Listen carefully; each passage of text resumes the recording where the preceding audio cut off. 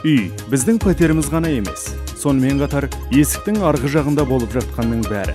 Көп пәтерлі тұрғын үйде кондоминиум құрылады. Ол ортақ иелік ететін объектінің бар екендігін білдіреді. Объектіні бірлесіп иелік ету ортақ мүліктің бар болуын білдіреді.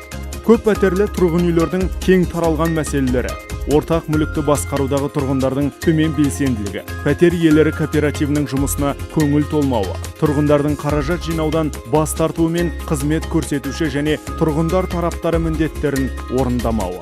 Көптеген тұрғындар барлық жауапкершілік тек пәтер иелері кооперативінде жатыр деп және оларға ай сайынғы төлемақыдан басқа ештеңе қажет емес деп ойлайды. Негізінде тұрғын үйдің тәртібіне үй тұрғындары мен коммуналдық қызмет басшылығы тең дәрежеде жауапты. Кондоминиум объектісінің ортақ мүлкін күтіп ұстау үшін ақшалай жарналар сомасы басты мәселе болып табылады. Ережелерде қандай төлемдерге рұқсат етілетіндігі анық көрсетілген. Үй тұрғындары ортақ мүлікті күтіп ұстауға арналған ай сайынғы ақша жарнасынан басқа күрделі жөндеу жұмыстарына қаржы жинауы қажет. Күрделі жөндеу жұмыстарына жиналатын ақша жарнасы ай сайынғы төлемге кірмейді және оның сомасы тұрғындар жиналысында бекітіледі. Үйіңізге тікелей немесе жанама түрде байланысы бар мүлік ортақ мүлік деп есептелінетінін есіңізде сақтаңыз.